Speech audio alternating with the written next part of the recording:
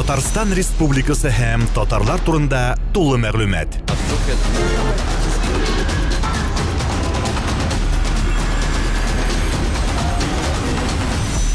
Татар-информ мәгълүмат агентлыгы. Бүгінгі күнде татар тілінде бастырылған китаплар көп һәм Аллаға шүкір, татар тілінде болған тәфсирләр бір генә түгел, ике генә түгел, алар шактый.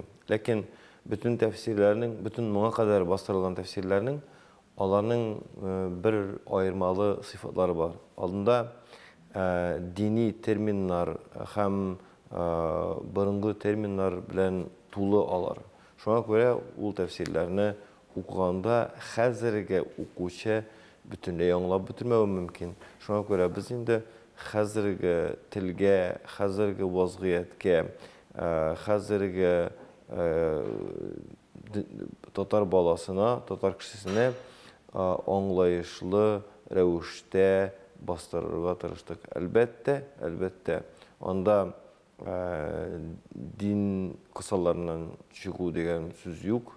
Дин кысаларынан чыкмыйбыз без бу китапны бастырганда.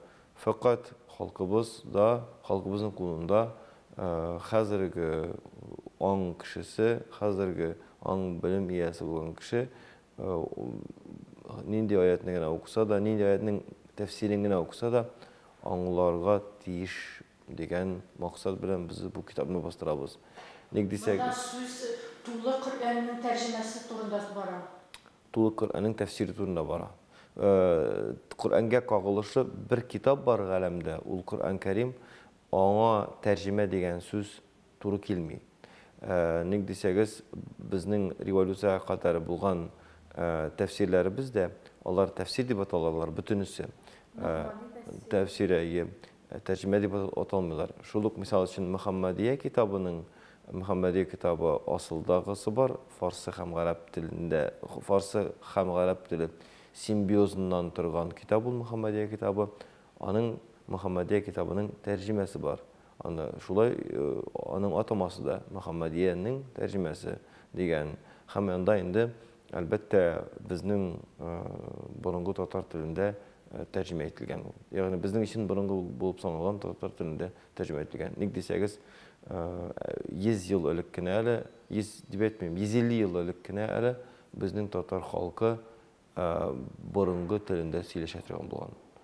150 ел элек тирәләрендә бу мәсьәләдә халкыбызга зур һөҗүм барлыкка килә бу яктан. Телегезне гадиләштерү дигән сәясәт.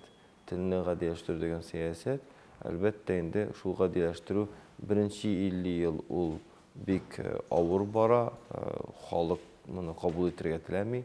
Аннан соң инде соңгы 100 ел безнең телебез гадиләштерү корбаны булып, үзенең җәүһәрләреннән, үзенең көмеш алтыннарыннан дип әйтгәндә, мәгънәви көмеш алтыннарыннан бик күбен югалтты. Мин әйтәсем килә, бик күп телебездән сүзләр югалды. Аларны кайтарасы идек, әлбәттә, аның өстендә эшләргә кирәк. Менә шушы китап, ул беләсезме нәрсә? Шушы тәфсир. Ул бер кызыксыну уяту телебезгә, динебезгә, үзебезнең милләт баласының кызыксынуын уяту өчен бер чара булса, мин бик шат булыр идем. Менә галимнәрдән ишеткәнебез бар. Коръәнне тулысынча андагы bütün аһәңне биреп бетереп булмый диләр башка телгә. Башка телгә генә түгел, хәтта гарәп теленә дә биреп бетереп булмый. Ник дисәгез, мисал өчен Коръәннең тәфсирен язганда инде иң кыска тәфсирләр бер томнан тора. Мәшһүр тәфсирләрне алсаң инде, Җәләләйн тәфсирен алыйк, ул бер томнан тора, иң кыска тәфсирләр. Гадәттә иң таралган гарәп теленә тәфсир, ягъни гарәпчә аңлаган кешегә Коръәнне аңлату китабы ул. Шул кадәре, хәтта моны гарәпчә белүең синең әлі Құр'анның бүтін сірлерін аңлауың деген сүз түгіл. Сіз шunu аңларға тиішсіз.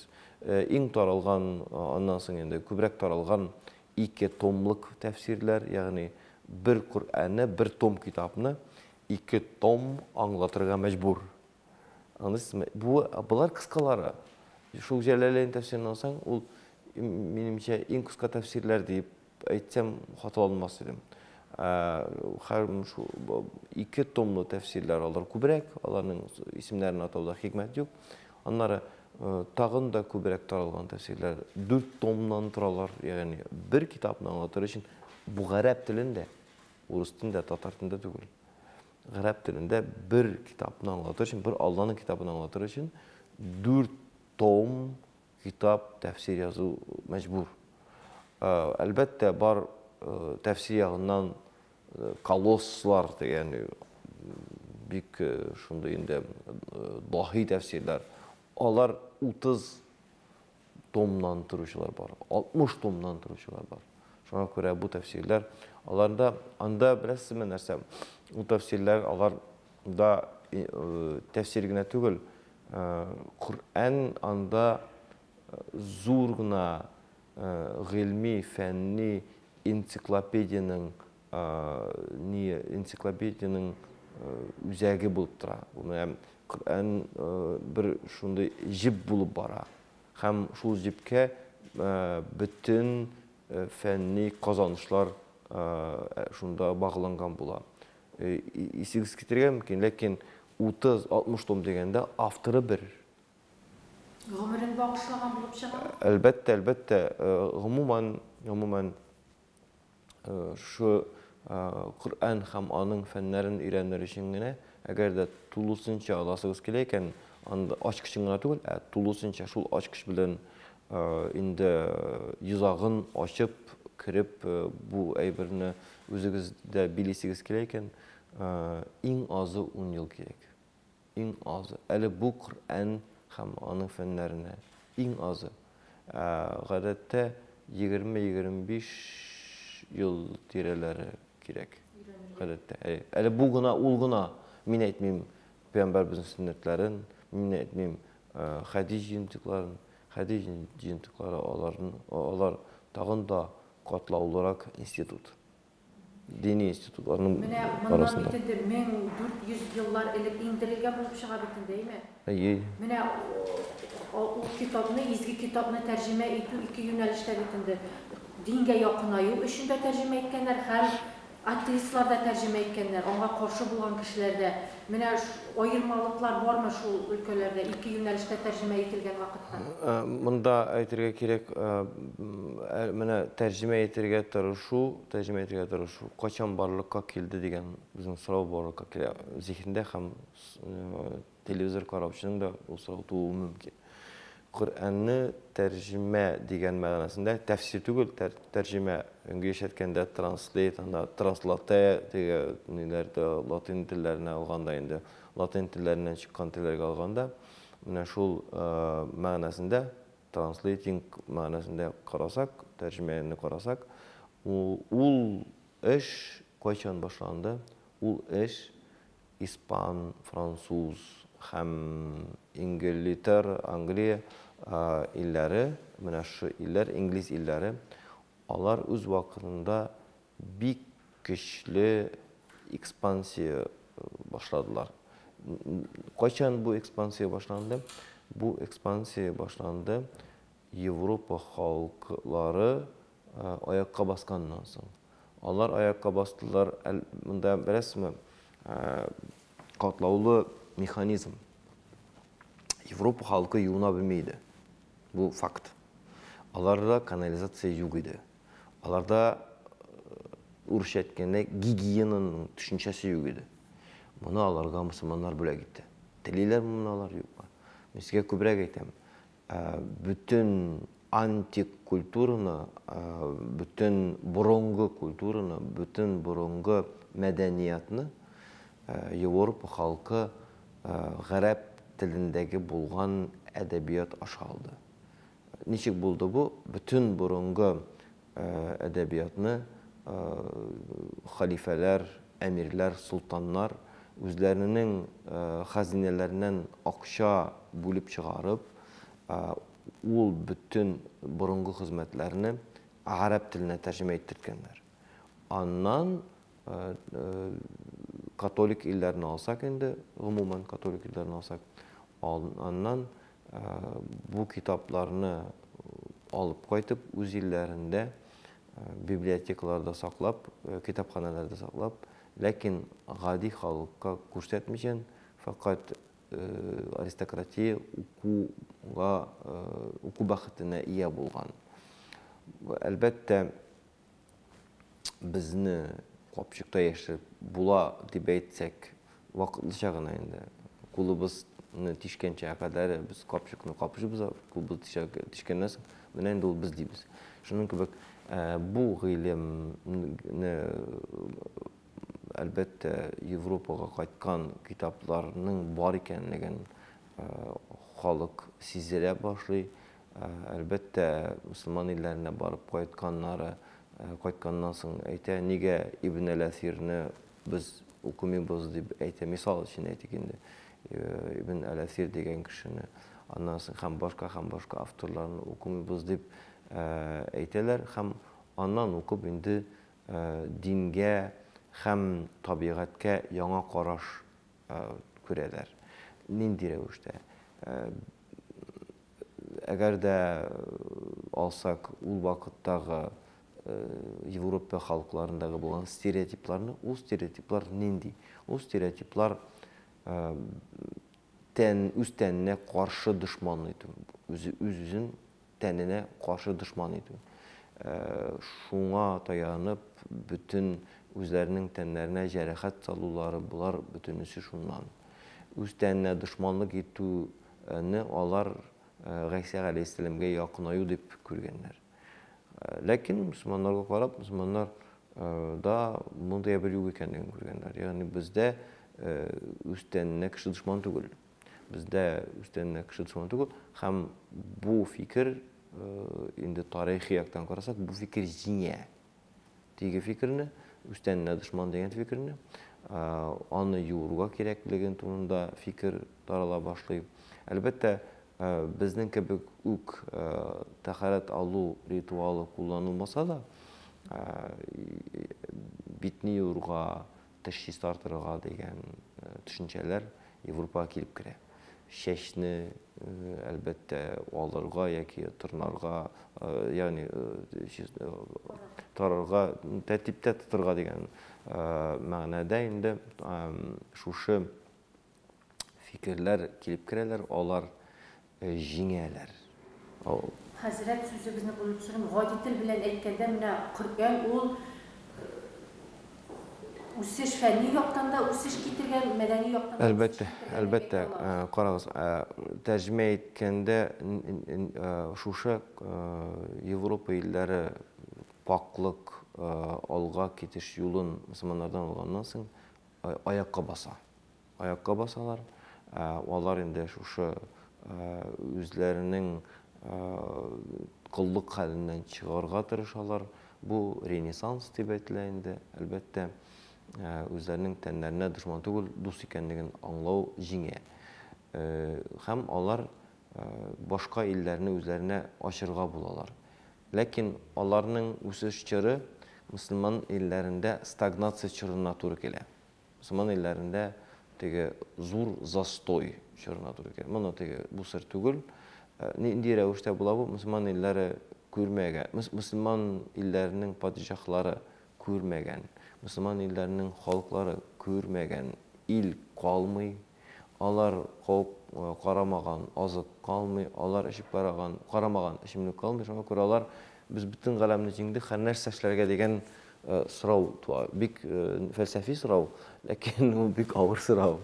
Бүтән әйберне Аллаһ Тәгалә ачканнан соң нәрсә эшләргә дигән сүз.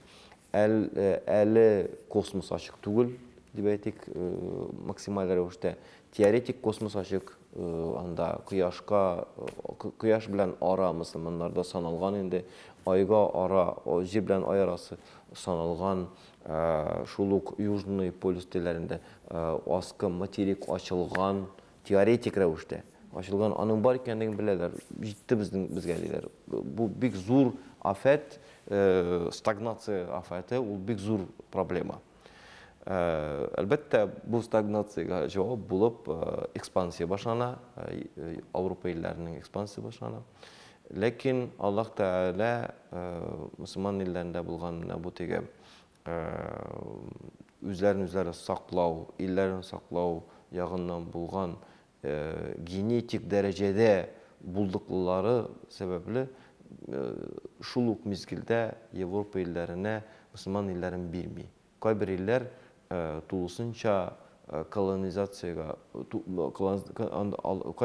кайбер мусламан илләрен колонизация дигән төшенчә, истигмар дигән төшенчә гомумән ала алмый, ягъни алар мустақил булып калалар. Кайберләр, ләкин күбесе әлбәттә колониальгә әйләнә. Колониальгә әйләнсә дә мусламаннарны ничек кенә алар өстеннән булсаң да мусламан милләтләре бирелми икәнлеген, алар менә шушы Европа милләтләренең мәдәниятын кабул итми икәнлеген аңлап, тамырын эзли башлар. Тамырын эзләгәндә хәдисләрнең бихисаплыгын без үзебездән аңлыйбыз. Аларны өйрәнеп, алар аша аңлау авыр. Башка китап, бер китап бар, Коръән. Ләкин аны тәрҗемәви рәвештә син теге илнең малын алырга барганда, аның мәдәнияты сиңа кызык түгел. Бу мәдәният кебек карыйлар Коръән Кәримгә. Аннан соң каршы торучыларның күбесендә үлгәннән соң тапкан тәннәре янында, күкрәкләре янында шул Коръәнне тапканнан соң, бу нинди китап дигән форматта, әлбәттә, аның эчтәлеге белән кызыксына башлыйлар. Бу инде икенче этап Европа илләрендә дә, бу инде без кирдек, хәзер нәрсәдер аңларга кирәк дигән этап. Әгәр дә, мисал өчен, язу-сызу булмаган милләтләрдә анда булган кыйммәтле ташлы потларны алып чыксалар, мусламан илләрендә вагон китап алып чыгалар инде. Нәрсә эшләргә алар белән дигән, аларны өйрәнә. Коръән Кәримгә вакыт җитә. Коръән Кәримне тәрҗемә итәргә тотыналар. Шунда тәрҗемә башлана. Тәрҗемә менә түгел, беренче тапкыр кайчан тәрҗемә ителгән әйтә аласызмы? Француз теленә тәрҗемә ителгән якынча 200 ел элек беренче тырышлыклар барлыкка килгән инде француз теле.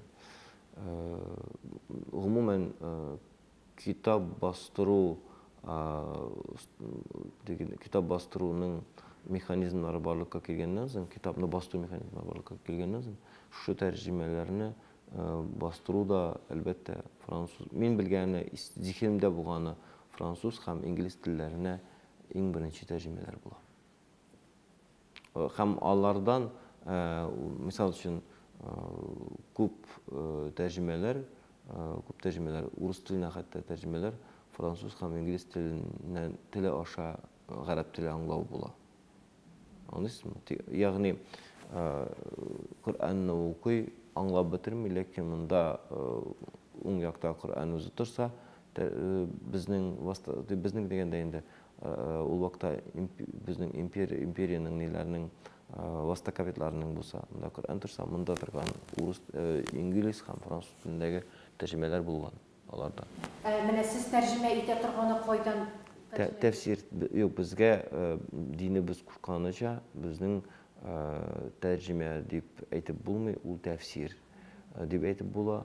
Шуңа күрә ул тәфсир, безнең тәфсиребез безнең ата-бабаларыбыздан калган тәфсирләргә таяна. Теге гарәп теленнән рус теленә дип әйтеп булмый? Юк, без карыйбыз, анда без китердек, аларның теге атамаларын китердек. Без карыйбыз, нинди очракта аңлайышылмаучанлык булганда карап алабыз, һәм алар әлбәттә кителә. Һәм теге берәр кызыклы мәгълүмат бар икән башка тәфсирләрдә. Ул кызыклы мәгълүмат та китерелә. Ләкин асыл тәфсирдә, өстәге текстында түгел, аста, яғни бүтін юллар астында кетерлер. Менә төзелешендә аңлатып китегез әле. Менә минем белүемчә бит анда сүрәләр дә бик күп, аятлар да дигәндәй. Анда Коръән Кәримнең структурасы шундый рәвештә.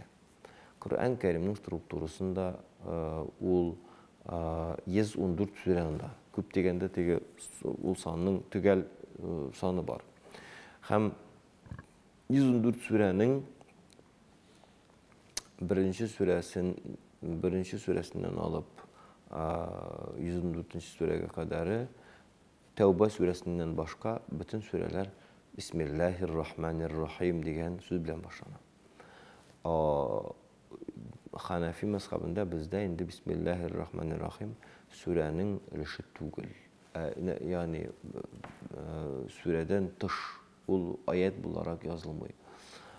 Onda Süleyman Aleyhisselam'ın kıssasına qağılğan kıssanı siləyəndə onda Bismillahirrahmanirrahim deyən söz var. Ul ayət içindəki söz. Lakin ul Bismillahirrahmanirrahim indi tege Arap dilini anlayan kişiler hem tege Kur'an dilini anlayan kişiler hem medresede okuyan kişiler onlardan anlıyor. Lakin sizge de anlatıp ötem. Bütün Bismillahirrahmanirrahim Kur'an ayeti bulmağanların da Fatiha'nı kıbılsın, Sıyır suresi, Bakara suresini kıbılsın hem bütünsünde Bismillahirrahmanirrahim degen sözün, Bismi degen sözü, ismi bilen degen mağanasındaki sözü, onda elifsiz, yani alif harfsiz. B harfi, onlara sin, onlara mim. Bismillah. Alif harfi kıskartılgan rəvişdə. Kile bütün urunlarda. Yani Fatiha'da, Bakara'da, Hamkite, bütün sürede Tevbe suresinin başında bir nəsə yox. Siz Tevbe suresini oku başlasanız, etirgə deyirsiniz. Əudu billahi mineşşeytanirracim. Onlara indi ayetini oku başlasınız. Şunda oku. Baraatun mina deyib Baraat suresini oku başlasınız. Tevbe suresini oku başlasınız. Yani Bismillahirrahmanirrahim etmişsiniz. Əgər də ikinci ayətdən oku başlasınız ikən, birinci ayətini okumuz, ikincisini okusuz ikən Əudu billahi mineşşeytanirracim. Bismillahirrahmanirrahim etirgə gerek. Ortasından başlayan şirakta, ikinci xəms kiləsi ayətlərdən başlayan şirakta Bismillahirrahmanirrahim etirgə gerek. Misal üçün də. İndi mənə şu nidə Süleyman Aleyhisselam'ın qıssasını getirgən uğrunda onda nərsə? Onda Bismillahirrahmanirrahim deyən söz əlifli. Budan soň əlif kilə, sin, mim kilə. Əlif əlbəttə hərəkətsiz bulunsa da, ol əlif var. Şunu bilən alır, genetikası yağından şulaya ayrılarlar. Yəni, digistlərinin əlifləri yox, bütünsünün. Hətta biz mənə birərsi bir-birisine xat yazırkanda, ötkəndə də Bismillahirrahmanirrahim yazganda əlifsiz yazabız. Nek deysəniz, şu Kur'an'ın Bismillahirrahmanirrahimlərində əlif bulmağanğa görə ona hörmət göstərdiyi rəvişində. Bu bizim mənə küləmli xidmət edib güzəllanama kitap neçə orada? Bir tomlu bu. Bir tomlu bu. İyi, biz tiraj ul hazırki gündə tiraj turunda ətrəyə irtə ul bütünüsü finansı yaqdan beləngan əlbəttə. Mənə nəyə kilgəndə küləmgə kilgəndə biz bir tomluq kitap yaqlı. Bir tomluq kitap yaqlı. Anın nindi rəvişdə, maksimal rəvişdə originalga yaxın bulğan sözgə söz təfsir bara, həm şuşu sözgə söz təfsiri bigrək də anlayışsız urunlarda, bizдің ғади anlayışsız urunlarda biz yerdəmçil sözlər qoyulğan rəvişdə təfsir. Anladınız mı? Siz ana sözgə sözdə, misal üçün, qara bilən, həm toza qara hərf bilən yazılğanlığına oqub bara alasınız, ol ayətdəki sözgə söz. İndi siz ayətdəki sözgə sözünü anlamadığınız ikən, tağın bir qat oxuyursuz da, təfsir yerdəmçil sözlərini qoşub oxuyursuz da, anlayırsınız, mənasınız. Əgər də anlamadığınız ikən, bizə şaltıratasınız indi. Bu нәрсе аңлата деген яғни bu нәрсе аңлата деген форматта ул бер ни гаип юк. Беләсезме, әгәр дә кеше Коръән Кәримдәге фәлән аятның тәфсирен укыдым да аңламадым, шуңа күрә шуны аңласым килә дигән сорау белән муллага килү яки анда дин галименә килүе, бу бик мактаулы адым. Ник дисәгез, гади дөньяви анда мәшәкатьләр белән нигә пенсиялар арттырылмыйлар микән, нигә Аллаһ Тәгалә Коръәндә әйтмәгән микән дигән форматта түгел, анда нигә газ бәясе күтәрелә дигән форматта түгел, дөрестән дә үзебезнең мәңге тормышыбызга кирәкле мәгълүматны аңламау сәбәпле, аңларга теләк булу сәбәпле булган сорау ул бик инде хуш сорауларның берсе. Хәзрәт, менә минем шундый соравым бар, әйме? Бәлкем гафу да итәсез бу соравым өчен. Менә Коръән индерелә бит инде Мөхәммәдкә, әйме, 23 ел дәвамында дип әйтәсез. Менә ни эшләп Мөхәммәдне сайланды икән? Ул бит инде беләбез, теге артык зиһенле түгел, билимле кеше дә булмаган бит инде. Мөхәммәдне сайлау ул Аллаһ Тәгаләнең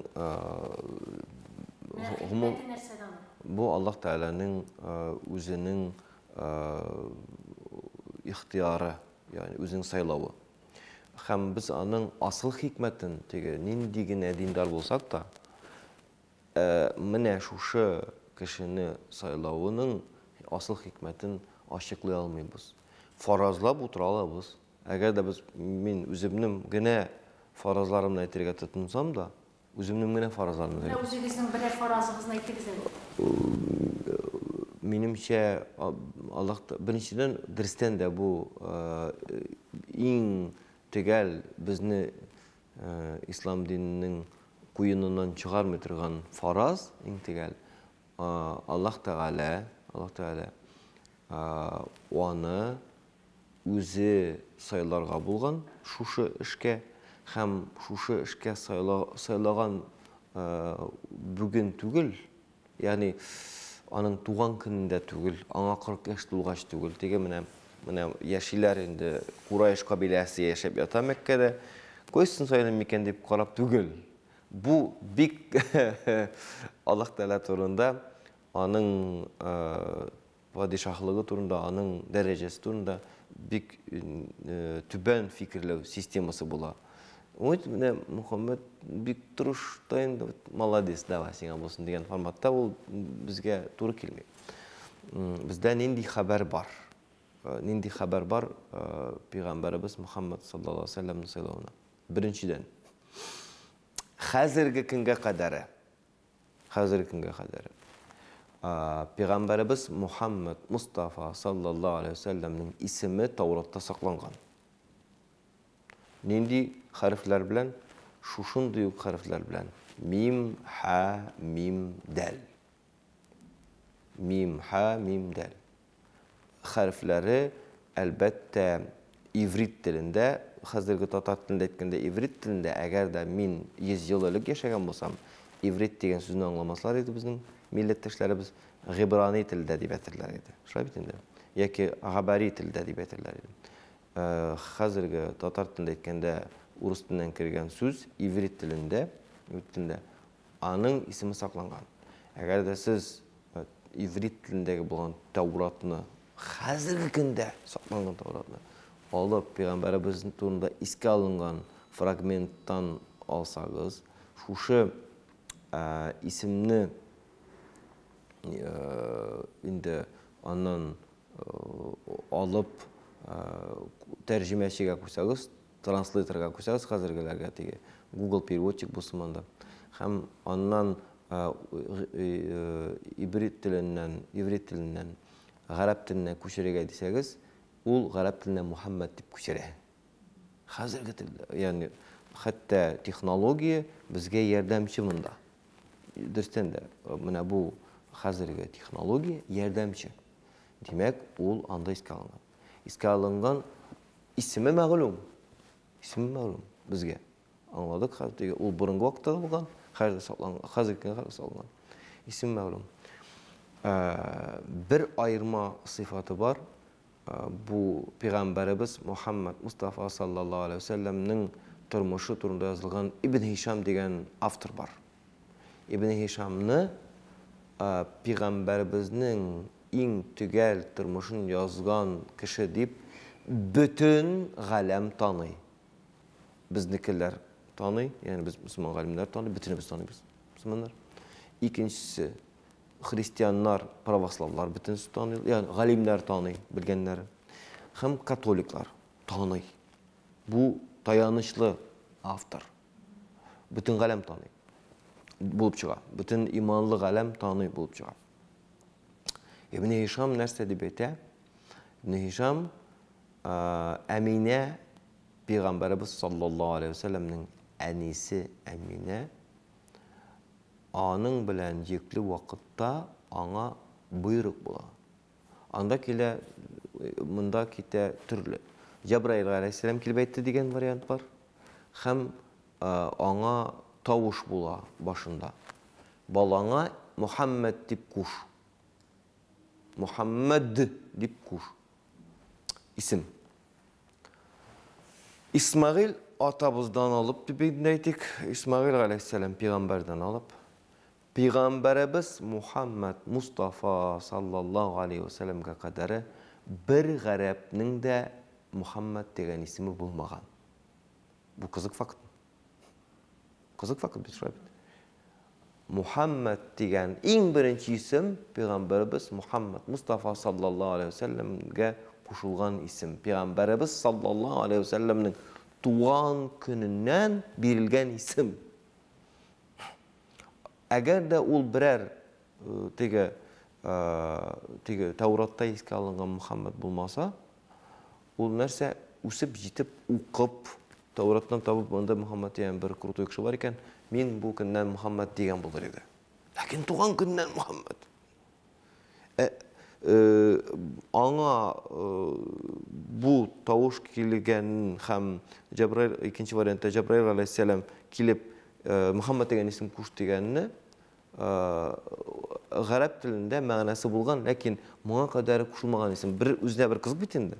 Mine İsmail'ler bulgan anda, başka Musalar bütünüz bulgan. Miske kübrek aytem. Äli İslam dini kabul etmegen. Bizning xanlığımızda ul yaklarda meşhur bulgan isimler taralgan bulgan. Äli İslam dini bulmagan çırda. Tege mene xarbet, moltni var beten isimler, tege Европа isimlerin kızlarımızga kuşu gadatga kirdi bitti. Mayalarga nemes isimleri kuşu, Albertlar, Robertlar kuşu kirdi bitindi. Şulay uk, mında, öz vakıtında Garaplerde taralgan isim, bizde de taralgan ol. İslam dini bilen ilimte bulmaganda da, İslam dini bulgançı. Lakin Muhammed degen isim bulmagan mında da, anda da. Bir koyda bulmagan. Qarağız, teoriya verayetiniz boyunca, teoriya verayetiniz degen fen mında yığıp halak bula. Muhammed aleyhissalatu vesselam'a kadar bir kümge de Muhammed degen isim bilinmegen. Bir kümge de. Enisi bu isimni bilgenden soň, şu isim bula degenden soň, ona ul isimni berip, babası çığa hem kuvanıç bildirdi. Endi Ka'batullah'a barıp kuvanışın kurseti Allah Teala'ya. Babası. Bu faktlar. Bunlarını inkar edip bulmayın. Mine bu faktlarga dayanıp aytip bulaydı. Bu kişi dersten de gadi bulmagan. Gadi bulmagan. Anda başka mucizeler da bulgan. Lakin o mucizelarını tege Ani işlep mine garip kişisi soylandı iken. Mında şulay ok. Allah Teala va'da etken Musa aleyhisselamga. Sizge kardeş bulgan milletten senin kibik peygamberi verme degen. Senin kibik degeni Musa aleyhisselam bilen ıkşaşakları nicik eti enisinden tuğan, yani etisi yok enisinden gene tügül, eti enisinden tuğan. Ilığay gaşkına peygamberlik kelgen. Musa aleyhisselam şulay yok, tray tibip oynab üsken. Hazırgı tatar dilinde etkende normalni malay. Bir ne dedi Gaysi aleyhisselam'ın Gaysi aleyhisselam'ın tuğu mucize idi. Gaysi aleyhisselam'ın туган көненнән сөйләүе мөгъҗиза иде. Гайса алейһиссәламның үзе белән бергә уйнап йөргән балаларның әти-әниләре тәмле томлыны кая яшергәнлеген аларга әйтүе мөгъҗиза иде. Аның тормышы тулысынча мөгъҗиза иде. Ләкин Пәйгамбәрбез Мөхәммәд алейһиссәлату вассалам максималь рәвештә гади кеше кебек үсте. Ул 40 яшына кадәр намуслык, тәүфиклылык, паклык дигән сыйфатларга гына ия иде. Ләкин булар пәйгамбәрләр сыйфаты. Гайса алейһиссәламның да бу сыйфаты бар иде, Юсуфның да бар иде, Юнусның да бар иде. Бүтән пәйгамбәрләр нәрсә белән? Никахлы гаиләдә туу белән, һәм нәселләрендә зиначы булмау белән аерылып торалар. Һәм Пәйгамбәрбез Мөхәммәд алейһиссәламның да бүтән нәселе Исмаил алейһиссәламга кадәр бүтәнесе никахлы гаиләләр, тулы гаиләләр дигән мәгънәдә килә. Һәм шуңа күрә аларның мөгъҗизалары зур инде. Мисалы өчен Гайса алейһиссәламның әнисен Марьям анабызны Аллар икесе дә җәннәттә булсыннар. Гайса алейһиссәламның әнисе Марьям анабыз Гайса алейһиссәламны тапканнан соң халкыма кайткач нишләрмен дип куркып кала. Мен ул бит инде менә карагыз, кеше гыйбадәтханәдә генә яшәгән бу кыз, кияүгә бирелмәгән кыз, яшен пышыңына чыгып китеп, анда үзе яшәгән шәһәрнең шәрык өлешенә чыгып китеп, анда бер финик астында бу баланы табып, кире кайтканда мин нәрсә әйтәмен дип әйтә Аллаһ Тәгаләгә. Аны аңлап була, менә без гади кеше буларак аны аңлыйм. Ата-ана кеше буларак без аңлыйбыз. Һәм Аллаһ Тәгалә әйтә, кайт, курыкма ди. Син бер нәрсә сөйләмә ди. Бер шарт куя. Хатын кызга бер шарт муеннан җитә буны. Син бер нәрсә сөйләмә ди. Фақат баланы күрсәт. Баланы күрсәтә, күңеленә сала Аллаһ Тәгалә. Баланы алып бара, әле анда Гайса алейһиссәлам анда ук аны тынычландыра башлый. Әни елама фәлән, менә шундай рәвештә. Бу аңлый инде, сөйли белә икән. Кара, сөйли, туган көннән сөйли. Аны күрә. Бу бала сөйли башлый һәм инде сөйләмәскә күңеленә сала Аллаһ Тәгалә. Бу сөйләми, үзе бала, мин Аллаһның рәсүле, мин Аллаһның илчесе, мин сезне тәрбияләр өчен килдем монда, мин сезгә һидаят алып килдем дип сөйли башлый. Гайса турында сүз булганда. Диалоглар кебек бирелә дип әйтәбез бит, димме? Коръән Кәримме? Менә шуның монда хикмәтен әйтеп китегез әле. Бу Аллаһ Тәгалә безне монда рәсми нәрсә. Мин ул мәсьәләдә менә иманлы кешенең бер сыйфаты бар. Бүтән иманлы кешеләрнең. Аларның вакытлыча күңелләре төшкәли, шулай бит инде. Күңелсезлек минутлары була. Менә шул яктан Аллаһ Тәгалә әлбәттә бик теге таң калырлык рәвештә безне яратканлыгын аңлыйсың. Аллаһ Тәгалә нинди бийек зат булуына карамастан, ул аның бийеклеге бит теге берәр патша, президент кына түгел, бит әйтерлек түгел. Аның бийеклеген Аллаһ Тәгалә үзе генә белә, үзенең бийеклеген дәрәҗәсен. Шундай бийек зат булуына карамастан, безгә теге безнең турында кайгыртуын күрсәтә ул. Менә шул диалогка килгәндә. Эй мөэминнәр, эй иман китергән бәндәләр, кайчан инде сез инде аңга утырырсыз, акылга утырырсыз, кайчан акылга утырырсыз дип даими рәвештә безнең турында шундый кайгырта инде. Хәтта аның кайгыртуы теге ана кешенең кайгыртуын 100 мәртәбә күбрәк бит инде. Менә теге ана кешенең баласын да кайгыртуын 100 мәртәбә күбрәк. Бу бик зур безнең өчен зур аргумент инде. Анысы. Менә шул монда хикмәте шунда. Шуның белән безнең нәрсә күңелебез төшеп, ихласлыгыбыз бетмәвендә бер сәбәп булып тора. Тагы соңгы сорау, менә кайчан күрәчәк безне ул китапны? Анда бер теге әйтәсем килә, ул китапның беренче иң авыр этапы үтеп бара. Ул да булса, теге бик бұрынғы сүзләрне безнең хәзерге сүзләргә алмаштыру этапы. Мен әйтәсем килә, безнең хәзерге телебез бик фәкыйрәйгән тел, бик фәкыйрь тел. Шуңа күрә бұрынғы бөтен сүзгә синоним юк бездә. Шунда проблема. Шуңа күрә біз бик каты мәшәкатьләнәбез. Шул этапны үткәннән соң яңа этап була, ул да булса Рәсәй буенча танылган галимнәргә без аны тикшерергә бирәбез. Рәсәй буенча танылган ислам галимнәренә телебезне һәм динебезне белгән, безнең традицияларны аңлаган, безнең халкыбызның генетик кодын хис итә белгән кешеләргә тапшырып, без аны тагын бер кат укытабыз. Шуңа күрә бераз вакыт бар. Ләкин әлбәттә минем киңәшем безнең милләт балаларына, милләттәшләребезгә Коръән хәрефен укырга өйрәнергә кирәк. Беренчедән, икенчедән искимлә дип аталар аны. Искимлә дип ату менә сезгә нинди генә яңа күлмәкне, менә бу бер иске күлмәк, мен аны бер дә кимәдем дип бирсәләр, сез аны бит инде алсагыз да кимисез. Елмаеп алсагыз да, ул аны кемгәдер бирәсез яки ул идея тачак инде, кимисез. Аның исеме иске. Шул ук күлмәкне, менә бу яңа күлмәк, аңа 100 яшь, аны бер кем дә кимәгән дисәләр, кара нинди борынгы күлмәк миңа бирде дисез. Һәм аны кияргә кию ихтималы 99%-ка күтәрелә. Күз алыйсызмы? 100 ел торган яңа күлмәк. Бер кемдә дә юк кына түгел, ул киелмәгән, ул иске түгел. Безнең телдә бик зур, урысча әйткәндә, подмена понятий барлыкка килде. Безнең борынгы татар телен искимлә дип атадылар. Нәрсәсе белән иске ул? Ул борынгы. Ул асыллыгы, ул безнең асылыбыз, ул безнең милли аңыбызның фундаменты. Ул искимлә түгел.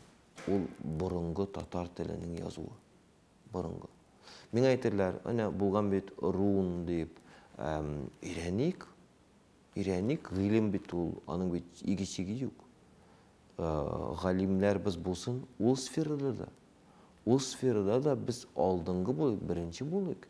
Ләкин безнең борынгы бабаларыбыз ислам дине кабул иткәннән соң, Коръән Кәримнең хәрефе белән исемнәребезне язык әле, Коръән Кәримнең хәрефе белән бер-беребезгә хат язык әле дип, бүтән телебезнең кодын гарәп хәрефе дип аталган, хәзерге телдә гарәп хәрефе дип аталган Коръән хәрефенә күчергәннәр. Минемчә, 1100 ел элек яшәгән минем ата-бабаларым, борынгы бабаларыбыз, алар ахмак булмаган.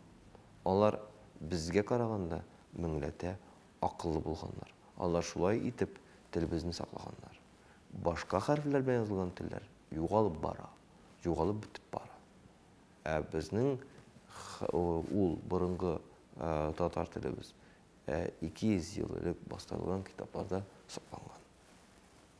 Татарстан Республикасы һәм татарлар турында тулы мәгълүмат.